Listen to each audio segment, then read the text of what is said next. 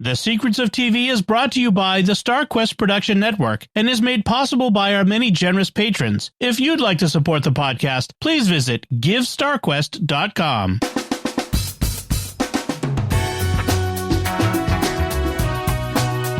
You're listening to The Secrets of Television. Hi, I'm Jeff Haecker, and we are taking a closer look at the stories behind the stories, exploring the themes, characters, and hidden meanings in the shows everyone's watching and the classics worth remembering.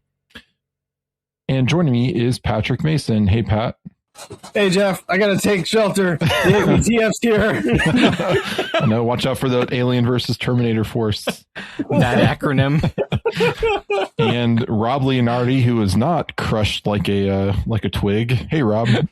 Hey, how's it going? All right. So today we are discussing. Although my back does hurt. Well, I think that just means we're old.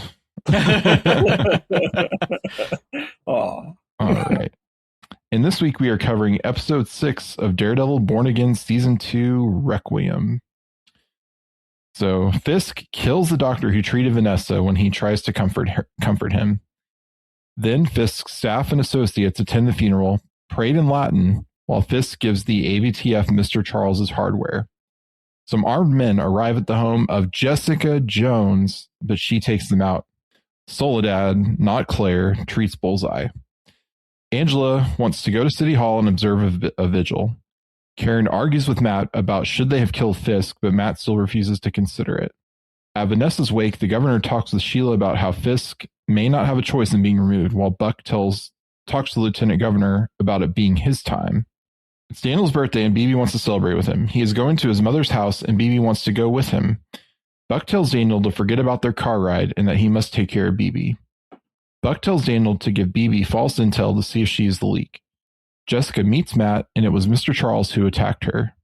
He wanted and tells Matt it was Mr. Charles who attacked her. He wanted to recruit her and others like them.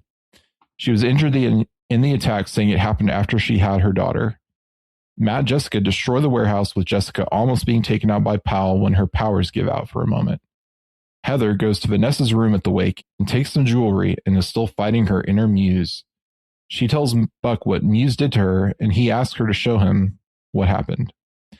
Daniel tells BB that Fisk is not running for re-election as a test. Powell rides to the vigil with Saunders, whose badge Matt and Karen use to access Red Hook. Karen talks with Bullseye and pulls her gun, but Matt returns and stops her. Tensions rise between the task force and protesters at the vigil. BB visits Daniel's home, and she excuses herself to send the message about Fisk's not running for re-election, but she stops when she sees Daniel's room.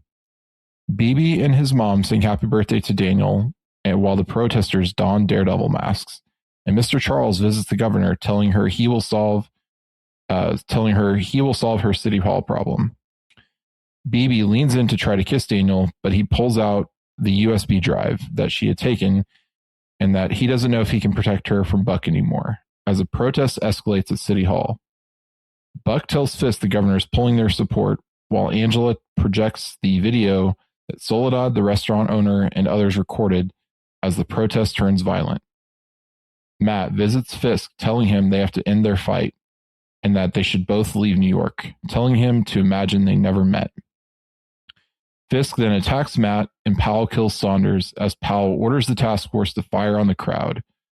Fisk throws Matt into the painting, and the fight truly begins.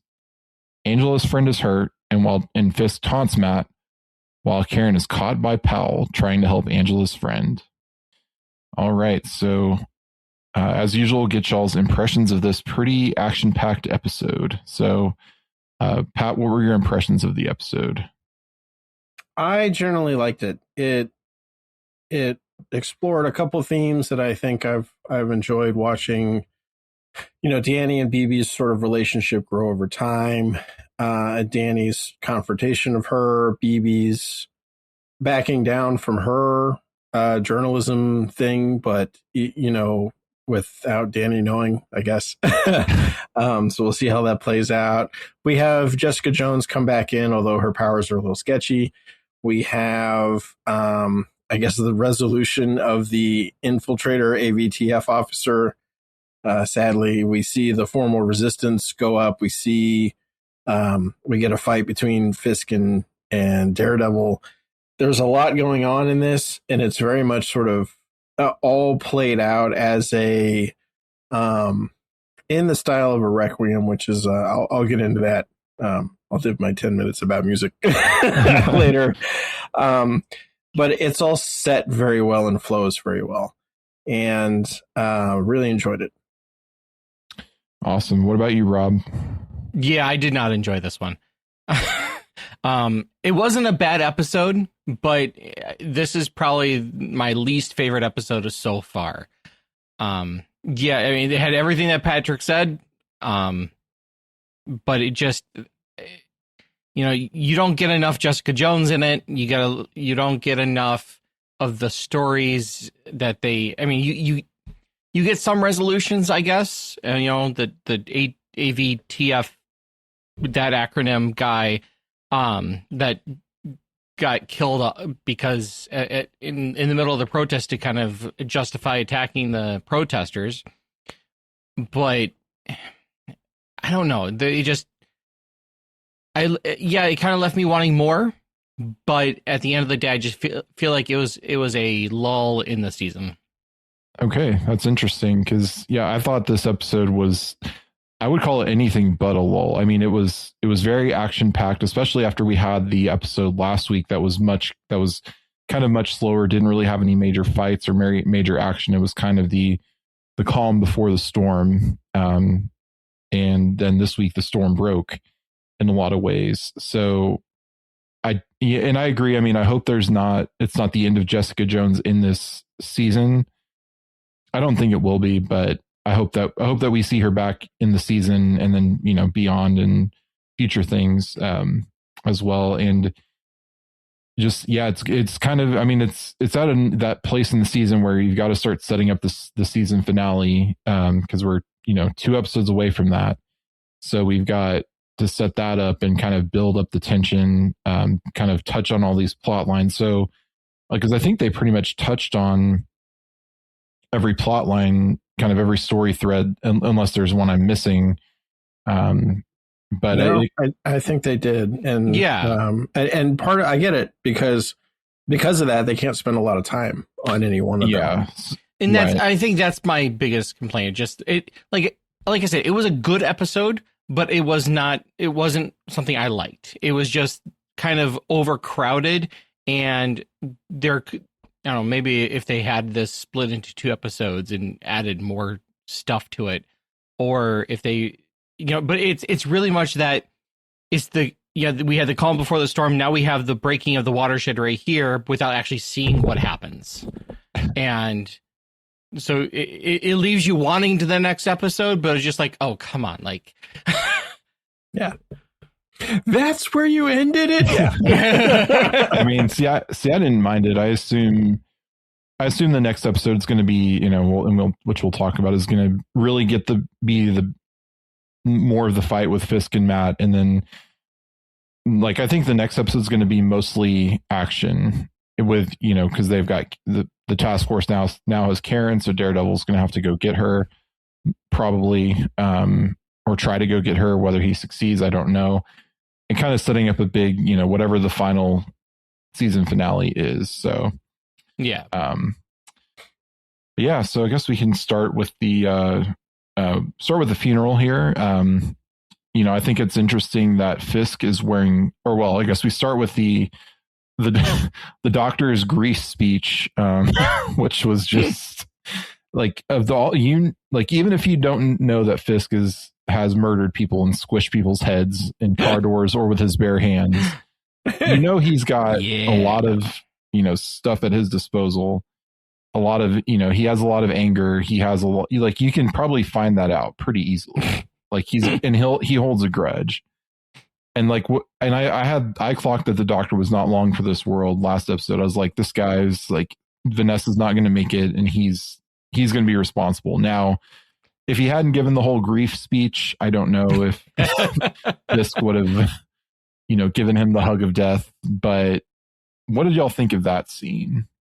And the doctor's speech, and just feel sorry for the guy. He's just trying to do his job. Like he's trying to be the most compassionate doctor possible, not knowing of all of the stuff that Fisk is into, which kind of shows like how oblivious the general population is and how much they believe that Kingpin is no more. And I don't know, I just felt sorry for him. Yeah, I will say doctors as a class of people are usually the most ignorant of stuff going on around them. And typically the easiest to scam and sucker, like by far, because they all think they're smarter than you. And so there's no way you could outthink them. So it did not occur to me at all that he would know. maybe not treat it, because they do. So many of them live in their own little worlds. So like, and they use. We just got a thumbs down in our video because of that. I'm just saying, there's many doctors out there. Come on, like I'm an engineer. I know how oblivious I am, which is not true. I don't. I know I'm far more oblivious than I think I am. Just at Patrick on that comment. Yeah, SQPN Discord. Secrets of TV. But yeah, I felt sorry for the guy too, but it was like the minute the scene started, I'm like, he's gonna die. The minute I saw him in a room with Fisk with nobody else, I'm like, doesn't matter what he says, he's a dead man. See, I don't know. I mean, I assumed he as soon as Vanessa died that he was dead. I mean, I think I assumed it as soon as he met the doctor. I was like, oh, this guy's not long for this world. But I don't know if it's because if it was the conversation that is the reason that Fisk was in that moment did that, or if it was, if it's just he would have done it to whoever came in the room next and tried to comfort him. I don't know, but yeah, Fisk was not the person to try to give a speech about it was an honor to accompany you while your wife, who you've murdered many people for, didn't get saved by my medical treatment. So yeah. But I thought it was interesting. So moving to the funeral, I thought it was interesting that Fisk was wearing white and everyone else was, in the traditional black. And I don't know if it's because he hadn't changed clothes since she died, or if it's, or if there's some symbolism there, or both. But like, I almost wonder if he's so in his grief that he didn't, because I think he's wearing that same kind of suit the whole episode. Yes. Well, I mean, he started off in the hospital room with the blue, like a off-white bluish shirt, right? But I think part of it is the tying into Vanessa with her changing his wardrobe to white, kind of that paying respect to his wife. But at the same time, Kingpin is known for wearing white, right? It was weird a couple episodes back when he was in black dress. Yeah. And that was just like, who is this guy, right? That was him being mayor. But this is Kingpin is wearing white. Yeah. Yeah, it matches her coffin, right? Because her coffin's white. And he goes up and he puts the rose on it, which is a red rose. And I almost thought, and I don't think it was, but the way that it was shot, it almost seemed like when he put the rose down that he left a blood mark from his hand on it. Like he was squeezing the rose. I don't think it did, but the first time I saw it, I got that impression. But then he leaves, right? And for people who don't know, that's not how a funeral mass works. No, they didn't get something right about. Yeah. I know everybody's shocked here, but that's not how Cowards. It goes. Yeah. Well, I actually don't see that as necessarily a coward sort of thing. I see that as Fisk sort of, he has decided I'm saying goodbye here and in this way, and then I leave. And he leaves, and nobody else gets up and does the same thing, right? It's not a procession of people. So that's why I think it's not a bad portrayal. I think this is Fisk, doing what he feels like he's doing, despite what the norms are or whatever.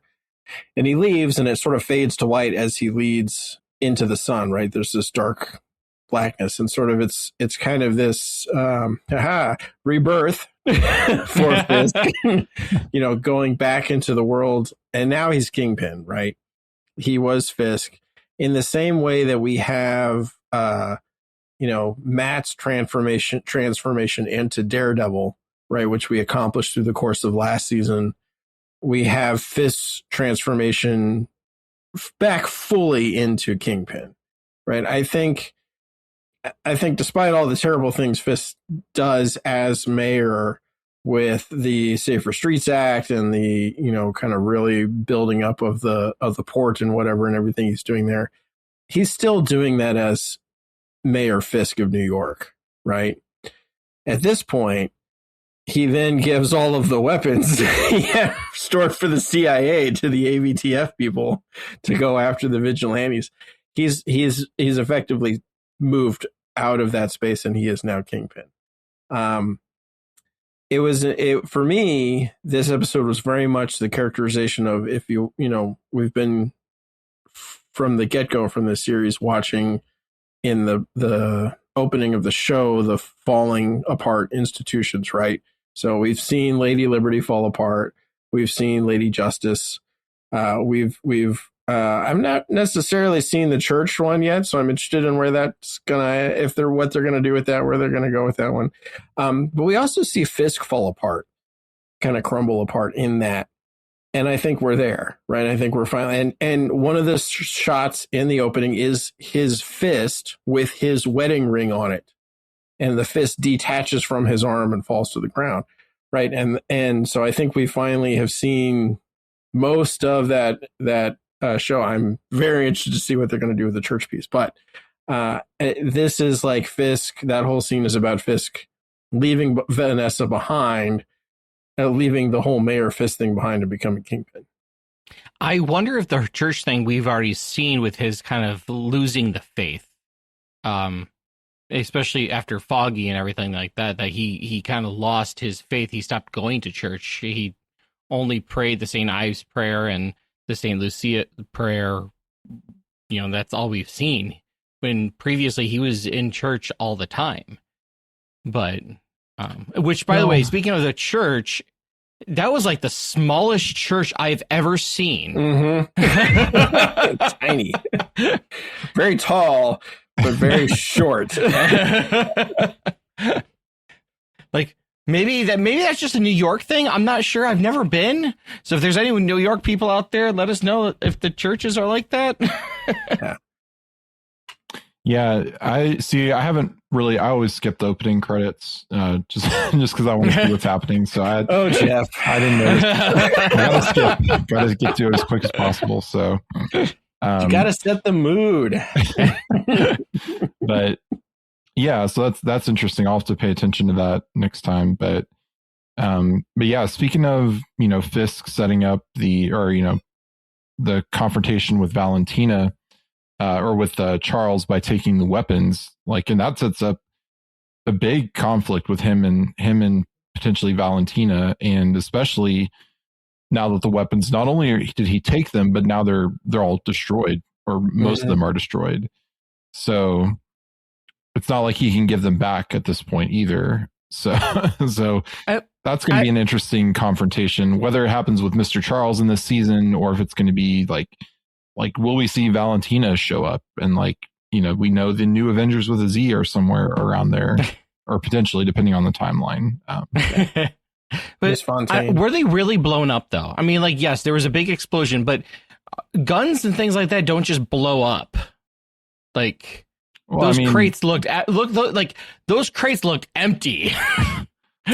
Yeah, so I was very unclear as to what the explosion was, what caused the explosion, and I may have just blinked at the wrong moment. I thought it was just explosives that got set off that were, I'm not saying it's an accurate depiction of how that would happen, but I think it was just the grenades, or I think it was just the special effects that decided to blow things up. And yeah, yeah, and that's my problem. I think most explosive stuff that is used in a military fashion is not there to atomize things. It's there to wreck it all up, basically, throw shards of metal through things, make it, burn it up a little. And what we saw was a lot of atomized, which is like, you need a lot of C4 or thermite Yeah. Does not typically like weapon stuff you just hand out to folks. Well, who knows what they had thermite bombs. Yeah. Thermal detonator. But who knows what all was in there too? Because I mean, it was meant for, I forget where they said, somewhere in the eastern part of the world, I would think. It's kind of sounded like a country that has conflicts and can, that clandestine organizations can interfere with. So yeah, and this is the Marvel verse, so these weapons are probably, there's a possibility they're not normal. Like sometimes you get sucked into the idea that this is like normal New York, and you're still in the Marvel universe. Yeah. Yep. They probably had some Stark technology in there. Exactly. Yeah, but it'll be interesting to see if if Valentina shows up, or because now it's the governor's, and like we find out the governor and Mr. Charles have a relationship, and so it just sets up another kind of, and I mean I think we all kind of saw it coming that Fisk and Mr. Charles it was gonna come to a head at some point, because that's just what happens when you have multiple villainous people. Like they can never get along for long enough, or they'll get along for a little bit, but then something happens and they don't. So yep. But yeah, then we go to the wake, and the warehouse destruction scene comes later. We were talking about it because we were talking about Valentine and Charles, but but at the wake we have some interesting things going on. We have Buck kind of playing the angle of like, which he's played before, of the lieutenant governor, fighting with the lieutenant governor about, or not fighting with, but like kind of putting into planting his mind, the seeds. Yeah. Planting the seed that he could be the governor. It's his time. So we have that, and we have, which I think it was very interesting, was Heather's whole scene of going into Vanessa's room and stealing some jewelry. Which I think this was the actual turning point of her becoming a villain herself, because now she's thieving and she is taking way too much pleasure in choking somebody. It's yeah. It was like, again, exposure therapy is not what you use for PTSD. It's used for phobias. Yes. Yep. And I have to say, I think after that, I think fully on, I'm going to say Buck does not change. Buck is not going to flip. Buck is just helping to make villains at this point. I don't know. I don't know. I think it might be a whole season before we see it happen. I'm still in that corner though. I don't know. He seems like we haven't really seen any remorse to him. Really, like we had a hint of it, I think, when he killed the captain of the ship, but we haven't really seen. It seems like since then he's been pretty, like he's just going to do whatever he thinks needs to be done with a smile on his face, and like he's not really, doesn't really even seem that sad about Vanessa either. So it's not like he's grieving or anything. I don't think it's remorse. I think so. He kind of gives the same sort of, feeling with the doctor, right? Because Fisk leaves the room with the doctor dead in the room. Buck's out there. He nods to Buck. Buck nods back, and Buck goes in, and he's like, "Oh, good! I've got a whole other dead body. I've got to deal with another one. I just got back from doing this, and now I've got another ride, Danny." Yeah, exactly. And I kind of feel like he's going to get fed up with how badly Fisk does things. Like how I don't know. It just seems like he's just. Like, if you're the guy who always has to clean up the messes, at some point you start getting mad at the guy who's making all the messes. And that's Fisk. Like, he just, I want what I want. I want it now. And no matter whose head I have to cave in to get it. I mean, I guess there is the question of why is he loyal to Fisk, right? Mm-hmm. But at the same time, he's in that position. And okay, yeah, I could see him wanting more, maybe, but I don't see him becoming a good guy or even a neutral guy at this point. He's actively making villains. Yeah. Yeah, or it could be they could be setting up too where it's going to be like Heather has to do something about Buck potentially, like if she's kind of going, or whether or not she has to, but she does something about Buck due to kind of her darker inner muse taking over. So, or it could be Daniel. We could see Daniel turn on him to protect BB, which we get the hint of in this episode.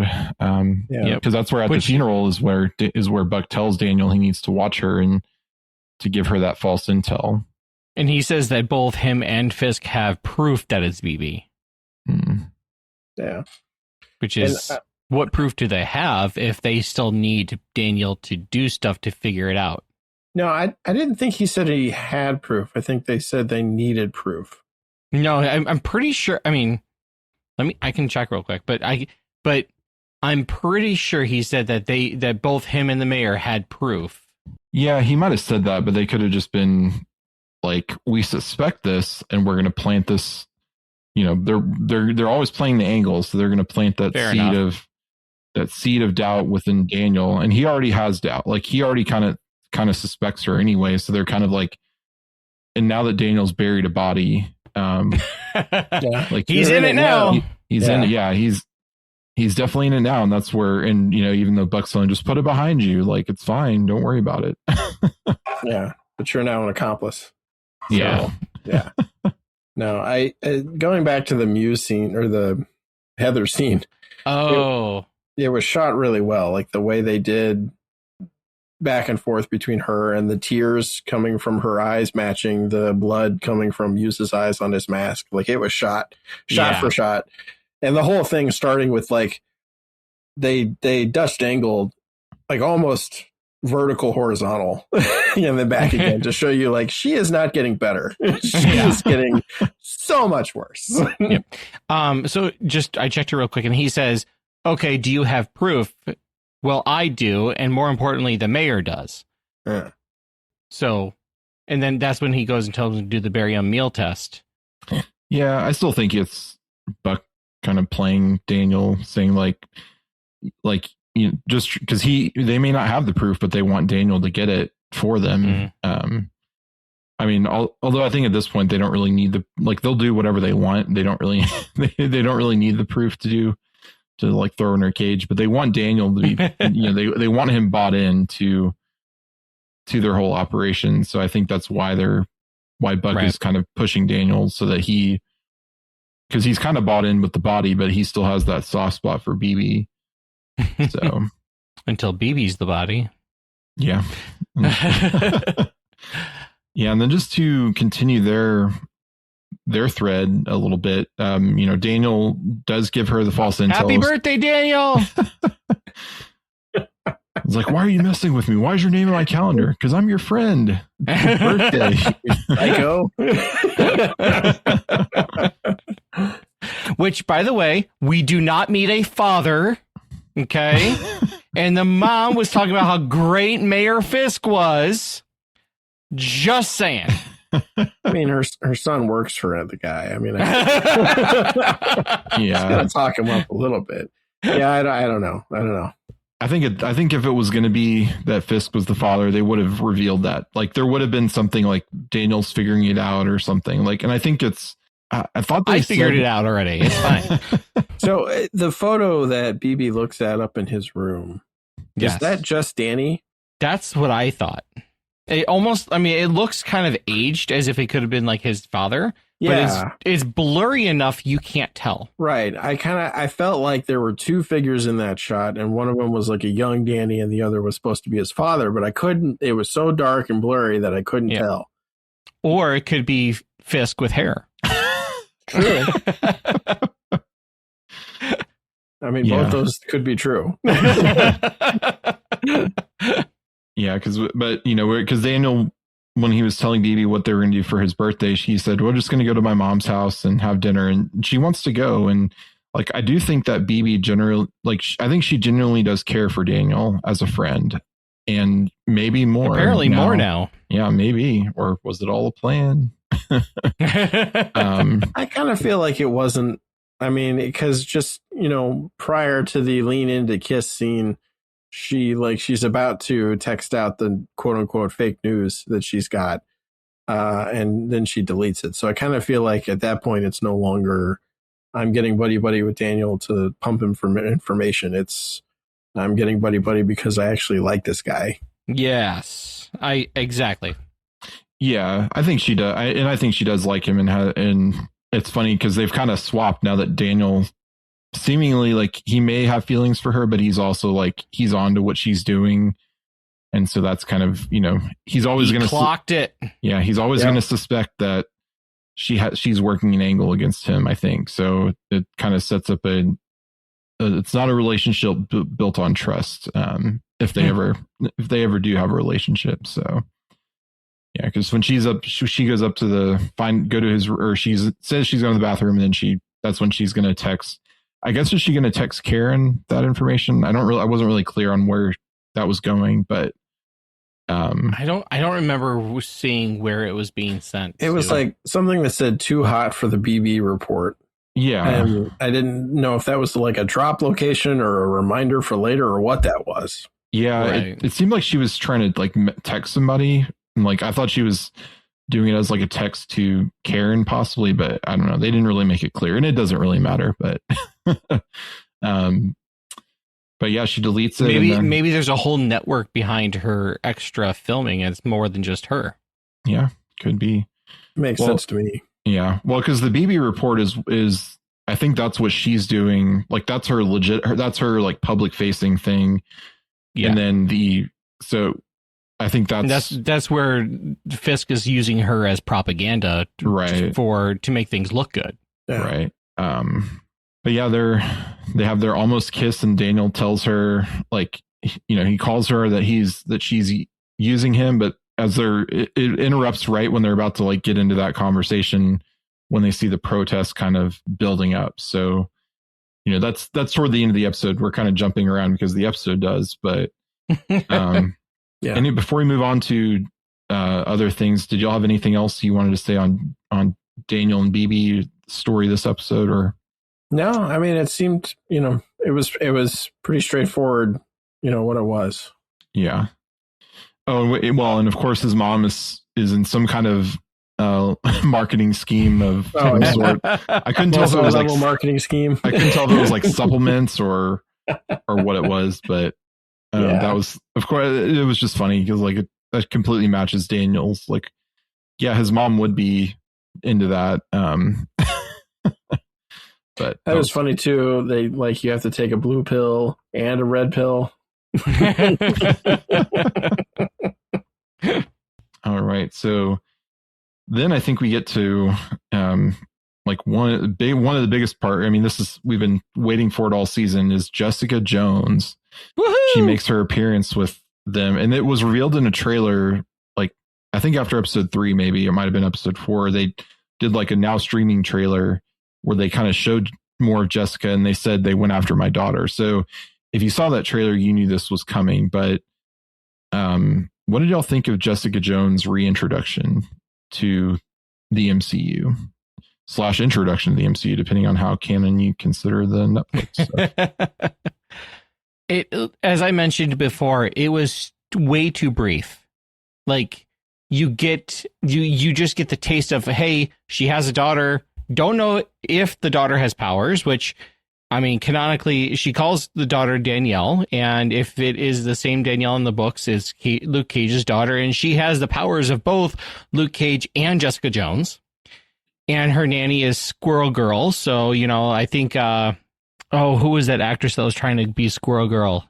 Oh, yeah, I know who you're talking about, like Milena Weintraub or something. No, it was the girl from Pitch Perfect. Oh. That's gonna bug me. I don't know. Anna Kendrick. Anna Kendrick. Oh, yeah, she'd be really good as Squirrel Girl. I think they did like she filmed a couple things as Squirrel Girl because they were going to do a show or a movie and then that got canceled. But Squirrel Girl was Daniel's nanny, so I don't know how much they're going to go into that. But then she's having problems with her powers once in a while, which we see. Which it was kind of weird in the fight scene. She just like hit something. I was like, oh, that made a metal clank and nothing happened. I didn't quite understand. Maybe I blinked too much, but again, we want more. Yeah. Well, yeah. And so I'm curious. I'd have to rewatch the trailers to see if they show more of her. But I think it is kind of setting up the return of the Defenders, which we won't get into really the possible season 3 information that might be out there about that. But I think, it's not the last of her we've seen, but I think it's good to bring her back to like kind of drop her in, remind everybody who she is, or introduce her if people are watching this, having not seen the Netflix stuff. And yeah, it was, it's interesting that she said since she had her daughter, her powers are kind of going in and out. And so I don't know if they're kind of saying that some of her power, like that Danielle potentially has kind of absorbed some of her power, and it now makes Jessica vulnerable. And does that make Danielle a mutant if she's been genetically created with powers? Is she a mutant? I don't think that's what the mutant means in this context. She's a mutated human if she has powers. I mean, yes, but so are Inhumans at that point. Well, we don't know about the Inhumans in the MCU yet, except for the ones. Canonically, universe. They brought all. They're in another universe. They're Beast, right? He's in. Yes. Yes. I don't remember which movie it was. Well, he was in the other universe. That was in Captain Marvel movies. The Marvels. The Marvels. But he was in the other universe, not in the main universe. Oh yeah, okay. True. But no, then they had. I think it was She-Hulk. They brought in a couple mutants. Did they? Okay. I remember the introduction of what's his name? The Hulk's son, which was just like, what? I need some payoff here. Did World War Hulk happen? Yeah. What? Yeah. Yeah. No. Yeah. No. Because in She-Hulk they went to like that little in the woods, the little campsite thing. Oh, and there was like retreat center. Yes, and they had like Mr. Immortal, and they had El Aguila. Yeah, well, She-Hulk is, it's kind of its own thing. Like you have to kind of take it with a grain of salt that it could be. They could make it canon. They could it could be its own thing. No, I'm serious, because that's part of She-Hulk's whole thing is like.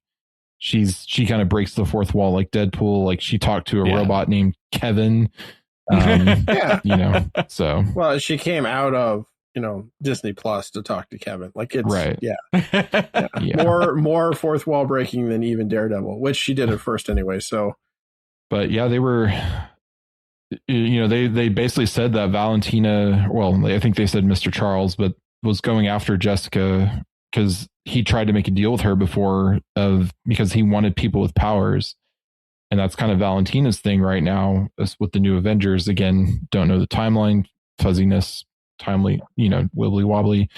But, wherever this falls in relation to Thunderbolts, Valentina was working on Sentry, the Sentry project. And at some point, in the past, which led to what we see in Thunderbolts. So, yeah, it's interesting to see, will there be any more on that in this season? And is that going to be how the Defenders kind of come back with Luke Cage and, the Iron Fist and whoever else? So, well, I think it's got some relation to, the Department of Damage Control? Yeah. And you have to watch Wonder Man to get this, but and I don't know the timeline where Wonder Man takes place. I assume that's like quote unquote current in the MCU. So this is a little far down the road, but that means at this point in the storyline, back in this, if this is earlier than Thunderbolts, the Department of Damage Control is very active in trying to round up individuals who have powers. And so that's kind of what I assume is going on with her friends and people who made deals, and then they get put on a list as to whether or not they should be taken in or not, because the Sokovia Accords are not in effect anymore. So it's every government for themselves trying to figure out what they want to do with their superhumans. Yeah. Right. Yeah, because Damage Control they went after Miss Marvel too, or they were trying to. So yeah, it's possible. You quick look up Dario Scardapane, who's the showrunner. Apparently confirmed that season 2 picks up 6 months after season 1, and it follows Captain America: Brave New World, and it follows Thunderbolts. Okay. Gotcha. So the whole shame rooms in New York thing happened, and we didn't see it. So yeah, that's interesting too. But anyway, yeah. So, but yeah. So I like seeing Jessica Jones. We talked about the fight some. It's interesting that if she loses her super strength and her, she does have invulnerability, right? As well as or just super strength. Just super strength. Okay. Yeah, because if she doesn't have that, then doesn't have much going for her as far as power. She can't really fight because she's not a trained martial artist. She just kind of relied on the strength. So I thought she had some kind of invulnerability or nope. That was all Luke Cage. Huh. Okay. That's why their daughter has both invulnerability and super strength. Well, I think Luke Cage has the invulnerability. Yeah, and he's kind of muscular. I'm not sure if he canonically has super strength, but Jessica Jones is. I think he does. Yeah, but I think Jessica Jones is stronger than him. Yeah, I think she does have some level of more than human. She gets cut up pretty much a lot. She does, but I think she still has some higher. She has a little bit of healing factor more than your average person, I think. If I'm remembering correctly at least from the show, I feel because Matt points out you're not healing, which why would he say that if is it just because she didn't stop something hitting her with her strength, and that's what? But so I think she does have a healing factor of some sort, and that's and that's like I said, that's kind of interesting with her. Is she passing? Is she losing because some of that went to her daughter? Did she some of her? I'm not a scientist, so I don't know how that would work, but did some of that kind of go to her daughter? So when her daughter uses the super strength, she loses it.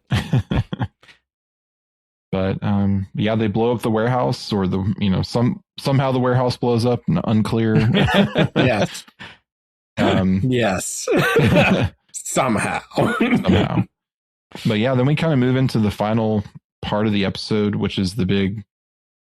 The vigil. It's a vigil for Vanessa, but that's when the resistance led by Angela Karen and Angela go into plug in a video projector and play videos of the testament that they all recorded to kind of fire up the crowd. And that's where, and then simultaneous with that is when Matt goes to visit Fisk in his office, or not his office, or whatever. I guess his office. I don't know. Whatever semi-abandoned building that is. His underground lair. Yeah. The evil lair. Yeah. I mean, that really, because that's the place where he kept Vanessa's, boyfriend, and also where he kept all those other people. That was a completely different location, though. I don't think so. Well, but I think Fisk was at this, Fisk was in the building where they were projecting the thing. Yes. So that I don't think because he started up in his office, and then with he gets Buck. in the car and they drive off. Did he get? Oh, I didn't see. Okay. Because he drives to the place where they keep the painting, because the painting's not in the mayor's house. It's in the warehouse. So okay, it's the same way. So the end of season 2. Him and Vanessa are eating dinner at the table that he's right in front of that painting that has the blood splatter on it then. And so he goes back there to look at the painting. Okay. Right. Okay. But yeah, that's what did y'all think of this kind of final? I know we have a little bit of time left, but what did y'all think of kind of the whole ending sequence, both the protests and then Matt and Fisk's fight, as that kind of kicks off when Matt tells him, we can leave. We both just need to leave New York and let's go, let's leave it and our fight will be over because it's never going to end. If if we're always in the same place, we're always going to fight each other. But what did y'all think of that kind of whole ending sequence? I think it was kind of telling when Daredevil was talking about that, as you mentioned, we both need to get out of here so that we stop it, because Fisk's whole premise of becoming mayor is, I love you, New York. Because I love you. And if showing that it's not really a love for New York, it's just him being Kingpin and being powerful and selfish and everything else that's wrong with him. I think that kind of tweaked him a little bit, because he's like, oh yeah, that's definitely, you're pointing out everything that's wrong with me right now. And that's probably added to the, fuel to the fire of him brooding over losing his wife and Daredevil at large and everything like that. So it was a good fight scene. Not the best. I think that they definitely they were giving us a little taste, a little preview, if you will, of what is to come. But it I don't know, it just left for want. And then with Powell finding Karen at the end, it was like, well, that was kind of foreseen. Yeah, that was the moment that you saw Karen showing up to that protest. Is like, oh well, she's gonna get got or something's gonna happen, and yeah, it happened. So it was just kind of obvious. That's why again, not my favorite episode. And still no Angela using her powers. Come on. Yeah. Yes. Yeah. Unleash the white tiger. But she did get a cool, was it a mask now? Yes. They all put on their Daredevil mask in the protest. Yeah. So, the fight scene is the fight scene and the protests are a direct downstream consequence of Karen and Matt's fight over Poindexter.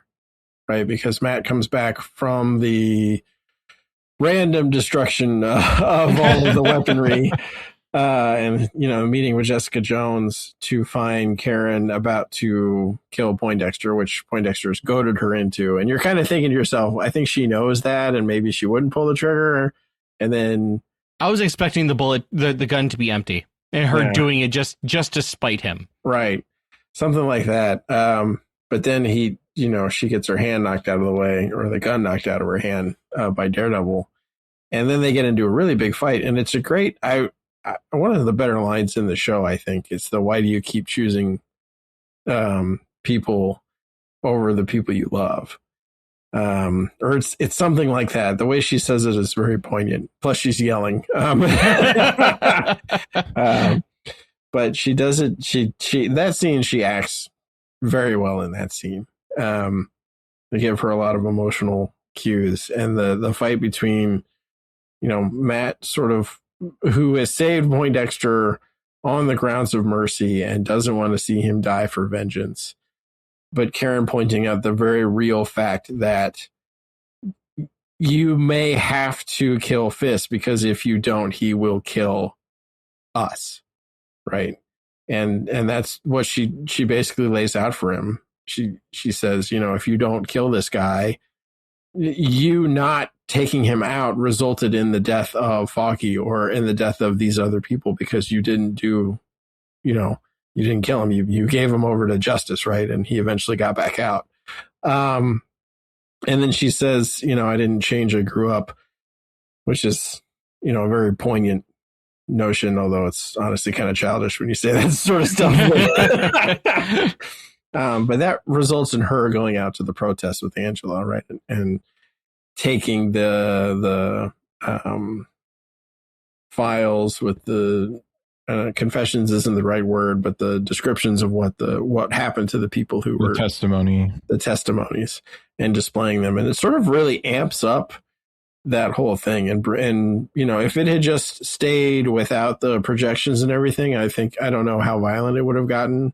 Although the, you know, Alien versus Terminator force always is chomping at the bit to bring the guns out. So never really sure on that one. But for Matt's side of the ball, that leads him to Fisk, right? Because he takes that notion and he's like, okay, I have to, like, I want to protect the people I love and I can't kill this guy. So let me make a proposal. Let's just both leave. Because you're an unstoppable force and I am an immovable object. And as long as you're here, so am I. And then they fight that out, right? And they fight that out. I especially love the part in the fight where Fisk like punches through the bricks and then like clutches his hands because like that, like he's not superhuman. He's very strong, but he's not superhuman. And he's like, oh, that hurt. just a bit. But I absolutely love what he says at the end. And he says, you know, you would take me in, right? You would give me to the police, but you can't, right? Because he owns the police. And you would kill me, but you won't. Like he's saying, yeah, Daredevil, you could kill me. Like you have that ability. Like in this fight, you were going to get it up on me, you know, over on me, and you were probably going to win, but you won't kill me and you can't kill me. And at this point, the only thing Fisk really wants is revenge. Like there's nothing else left for him. Like it's not about gaining power or money or status or any of the other things he wanted back, you know, prior to Vanessa, because everything's centered on Vanessa. And now that Vanessa's gone, there's just revenge. And so it's the establishment that no, the unstoppable force is not leaving. So the immovable object has to stay as well. They just, you know, gave each other a couple more bruises. Yeah. And it was also interesting in that fight that's where the painting is destroyed. Like Fisk throws Matt through it and it's torn and that's poetically so. Yeah. Well, and yeah, it's all symbolism because that was his connection that was how him and Vanessa met. And now it's destroyed and it's, you know, Fisk isn't the guy who's going to probably go get that restored. Like it's very much, I think, like a symbol, you know, definitely a symbol of his connection to Vanessa and his, you know, potentially not good, but at least like having a goal in mind other than just absolute power and revenge. Like, so I think, so that was really interesting and to see that painting destroyed. And I think he kind of recognizes it because he throws Matt into it and it's destroyed. And then he kind of looks at it, I think, and looks and is kind of, you know, screams and like in rage about it because of, you know, his favorite painting that he has comforted him. It's kind of been one of the few things to comfort him is now gone. So, and it was his fault. Yeah. Which, I mean, that's just guilt upon everything else on himself. Yeah. And then, you know, at the end of that, they're fighting and there's like, I think it was Daredevil was like, is this really what you want? And Fisk is like, it's what we both want.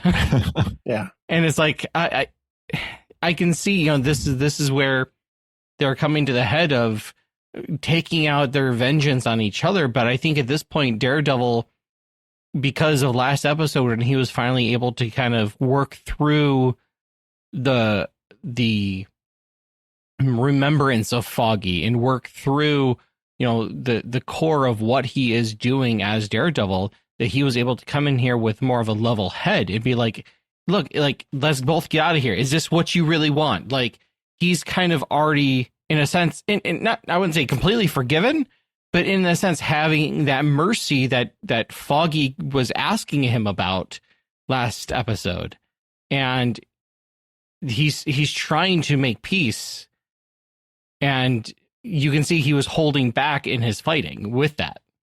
Yeah. So, yeah, that's pretty much the end of the episode as we kind of get into the, you know, episode 7 will come out. By the time you're listening to this, episode 7 will be out. So, you know, we'll see what happens. But were there any final thoughts on this episode? A requiem is a musical composition or Roman Catholic mass dedicated to honoring the dead, originating from the opening Latin words Requiem aeternam dona est Domine, grant them eternal rest, Lord. Often referred to as a mass for the dead, it serves as a funeral service, a remembrance, or a concert work, frequently featuring emotional choral and orchestral music. And they open and close the episode with this choral requiem. If you hear funerary music, the requiems are these big, dramatic, bombastic's not quite the right word, but lots of set pieces, lots of big flowing movements, but it's all made for mourning and for remembrance and, to remember the passing of the person. And I want to point out that it's not a dirge. Right, which is a dirge is typically a lot more baseline. There's a lot fewer pieces. Typically, it's a lot more emotionally raw. It's sort of it's the screaming at the darkness versus the mourning in peace kind of a thing.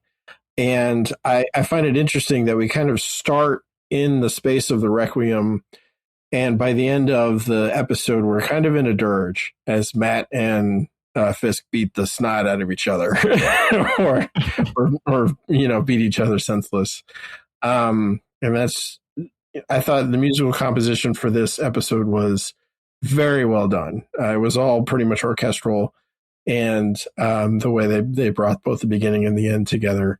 I think the showrunners do a fantastic job of paying attention to both the musical elements and the visual elements to really give the viewer a way to step into the story and a visual cue for what's really going on.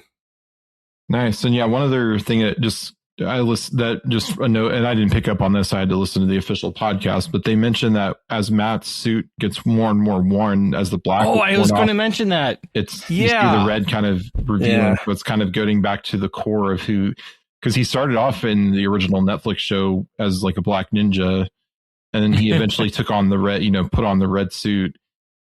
And he had the red suit for a while, and then this season he's had all black, so it's kind of getting back to his core. I noticed that when he was talking to Jessica Jones up top, I was like, oh, that's all like black that's worn away. He just painted his suit red. I thought it was a black suit. At least he didn't turn it inside out like Spider-Man did.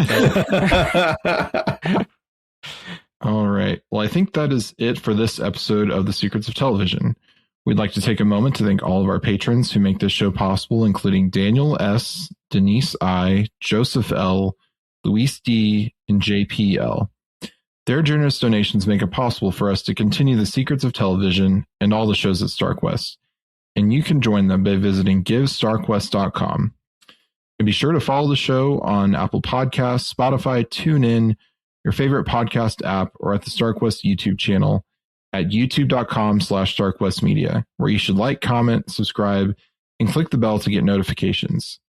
And you can find us on social media at facebook.com/StarQuestMedia, or on X where we are at SQPN, or on Instagram where we are at StarQuest Network.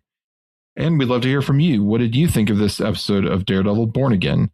Let us know by commenting on the show posting at sqpn.com/TV, send us an email to tv@sqpn.com, or visit our channel on the StarQuest Discord server at sqpn.com/Discord.